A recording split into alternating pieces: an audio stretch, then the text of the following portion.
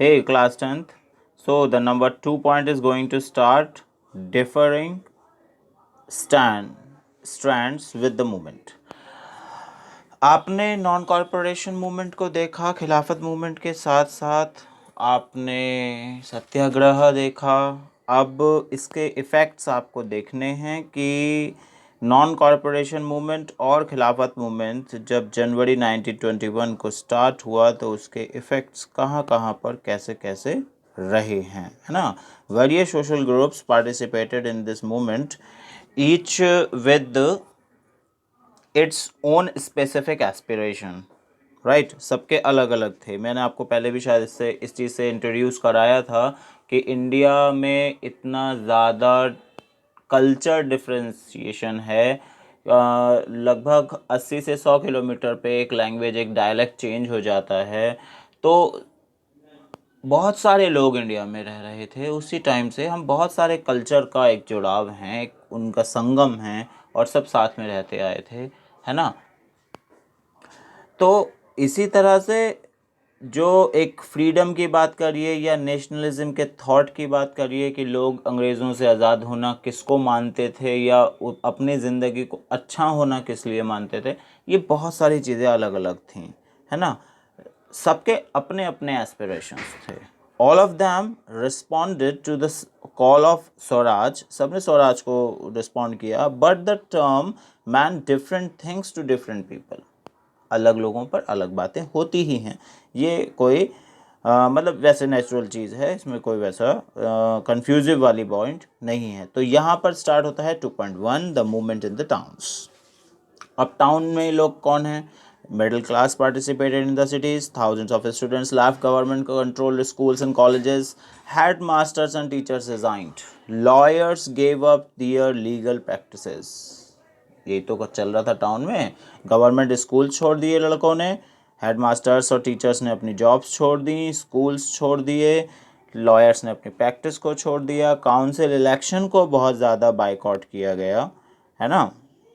सिर्फ मैड्रास में जो है, एक्सेप्ट मैड्रास, इसमें ऐसा नहीं हुआ। वेयर द जस्टिस पार्टी जो वहाँ पर उस समय बनी हुई थी मद्रास में, इसलिए काउंसिल इलेक्शन का अपोज नहीं किया गया, क्योंकि जस्टिस पार्टी ये सोचती थी, जो नॉन ब्राह्मण पार्टी थी, कि अगर थोड़ा सा हम पावर में रहते हैं तभी हम जो है कुछ अपोज कर पाएंगे।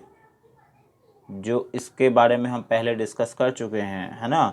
वो ये सोच रहे थे कि अगर हम इलेक्शन में पार्टिसिपेशन करते हैं, जितना भी ब्रिटिश गवर्नमेंट ने हमारे लिए रिलीज़ किया हुआ है ना, एरिया, तो वहाँ पर हम में से कोई जो है वो किसी एक पोजीशन पे जाता है, जीत जाता है इलेक्शन में, तो कुछ 1% की भी अगर पावर लोगों के पास आती है, इंडियंस के पास आती है, तो वो फेवरेबल रहेंगे इंडियंस के लिए, तभी हम जो है अपोज कर पाएंगे।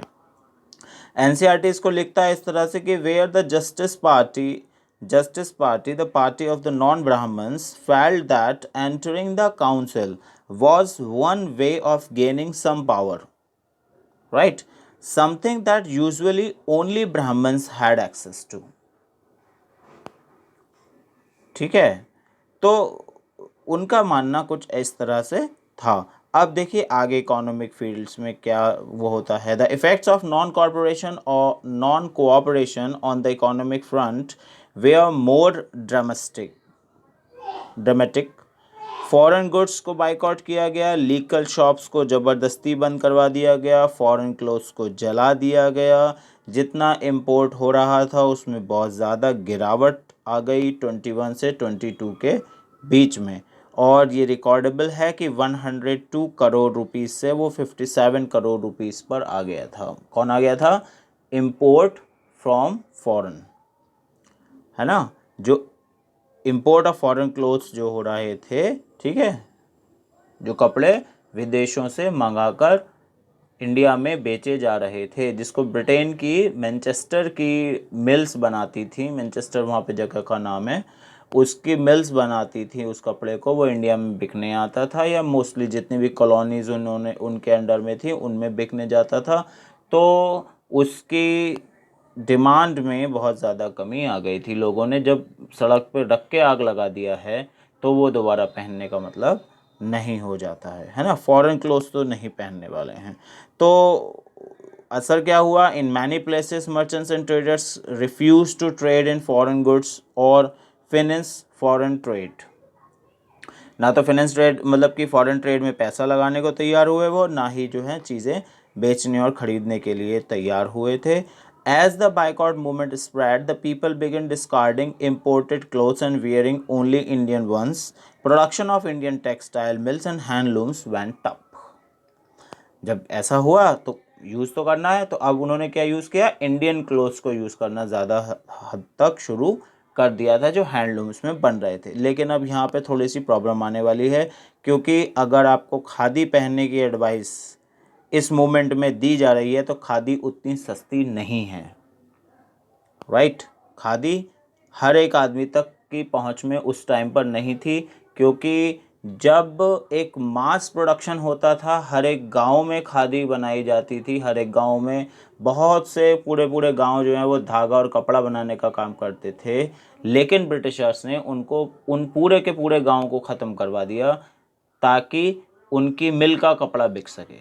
तब कपड़ा बहुत सस्ता था, भारत में बहुत दान होता था ऐसे ही, ठीक है, किसी को कमी नहीं थी। लेकिन अब जो खादी बन रही थी, एक तरफ मिल काम कर रही है, वो एक एक ही दिन में जो है कई मीटर थान बना देती है। एक तरफ हैंडलूम काम कर रहा है, उसे एक दिन में कुछ ही मीटर थान बना पाता है वो, मतलब कि कपड़ा बना पाता है ना। तो इसमें बड़ा भारी डिफरेंस था। तो खादी सबकी पहुंच तक नहीं थी। इसीलिए ये जो मूवमेंट हुआ कि जो बाइकॉट करने का पहले काफ़ी शुरू के टाइम में बहुत ज़्यादा इम्प्रेसिव रहा, लेकिन यूजेस ऑफ जो एक नेसेसरी आइटम है लाइफ का या जो उनकी डेली रूटीन का है, वो इंडियन प्रोडक्ट तो है ही नहीं, बनना ही उन्होंने बनने ही नहीं दिया था। तो आपको या तो दो रास्ते थे, या तो महंगा इंडियन प्रोडक्ट खरीदें आप, या फिर ब्रिटिश प्रोडक्ट पे वापस आ जाएं। मतलब कि मजबूर कर दिया है एक तरीके से ब्रिटिश गवर्नमेंट ने कि ठीक है, आप हमारा कपड़ा जला रहे हैं, हमारी मिल में बना हुआ कपड़ा नहीं पहन रहे, मत पहनो, आप खादी पहनने की कोशिश करो, शायद आपके बजट में आ जाए, मगर नहीं आ सकती हर आदमी के बजट में। तो एनसीईआरटी इस तरह से लिखता है कि but this movement in the cities gradually slow down for a variety of reasons. कौन कौन से रीजन्स थे जिनकी वजह से ये स्लो डाउन हुआ? Khadi cloth was often more expensive then mass produced mill cloth. ज़्यादा बने हुए मिल्क क्लॉथ कपड़े से खादी बहुत ज़्यादा महंगी थी। And poor people could not afford to buy it often how then could they boycott mill cloth for too long. अब किस तरह से वो बहुत लंबे समय तक मिल्क क्लॉथ को बायकॉट कर सकते थे? पहनना तो था ही कपड़ा, है ना।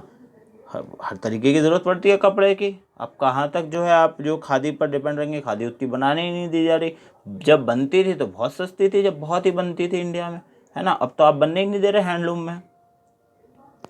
समझ में आया? अगर इंडियन फैक्ट्रीज़ भी बना रही हैं तो इंडियन फैक्ट्रीज़ भी उतने लेवल पर मुहैया नहीं करा सकती हैं जितने ज़्यादा लोगों को कपड़ा चाहिए। बस समझ में आ गई। और ये कोई एक या दो दिन की बात नहीं है कि साहब जो है अब हमने वो वाली शर्ट जला दी अपनी जो ब्रिटेन की थी, तो हम नई शर्ट पहन के घूमेंगे या कुछ और है। जनरल चीज़ें, फॉरेन ट्रेड को अगर हम लिख रहे हैं, फॉरेन गुड्स को लिख रहे हैं, तो उसमें सारी ही चीज़ें आ जाती हैं, बहुत सारी। आप सोच के देखो, है ना। तो similarly the boycott of British institutions posed a problem. British institution को बाइकआउट करना ये भी एक प्रॉब्लम हो गई थी। For the movement to be successful alternative Indian institution had to be set up so that they could be used in place of British ones. Indian institutions बनाए गए थे ब्रिटिश वन, मतलब कि ब्रिटिश की जगह पे, कि ताकि वो यूज़ किए जा सकें, लेकिन उनका बनना बहुत धीमा था। इसलिए स्टूडेंट्स ने और टीचर्स ने मजबूर होकर गवर्नमेंट स्कूल्स ज्वाइन कर लिए, लॉयर्स ने भी अपने गवर्नमेंट कोर्ट्स को ज्वाइन कर लिया। ठीक है, थोड़े दिन का बाइकआउट हुआ, लेकिन जब सर्वाइविंग प्रॉब्लम आई तो लोगों ने वापस अपनी जॉब्स को स्टार्ट कर दिया था। अब इसी चीज़ से इन लोगों को उभारना था कि थोड़े दिन का सेक्रीफाइस कर लीजिए, ये बिल्कुल जड़ से हट जाएंगे तो आप सब कुछ आपका ही हो जाएगा, है ना। तो यहाँ तक लाने के लिए और ज़्यादा थोड़ी और मेहनत करनी पड़ी थी। बहुत सारे रिवॉल्यूशनरीज़ लगातार इसी थॉट को बनाने और लोगों को मजबूत करने में लगे रहे थे, राइट। इसके हम बात आगे करेंगे। तो ये तो सेक्शन था टाउन्स का। उसके बाद अब आगे चलते हैं, इंडिया में और नीचे उतरते हैं, मीन्स उन विलेजेस, उन जो ट्राइब्स हैं वहाँ तक जाएंगे कि उनके लिए नेशनलिज्म का मतलब क्या था, उनके लिए फ्रीडम क्या है, कौन है ब्रिटिश और कौन है इंडियन। बहुत सारे लोग ने हैं नहीं समझते थे, है ना। उन्हें कोई मतलब नहीं है, उन्हें तो हंटर पढ़ना है, खेत में काम करना है। पहले जो है थोड़ा सा गेहूँ रंग का आदमी मारता था, अब जो है गोरे रंग का आदमी मार रहा है। बात समझ में आ गई। तो ये मतलब है, तो सबके लिए अलग अलग थी फ्रीडम। ओके, मिलते हैं नेक्स्ट वीडियो में। Thank you.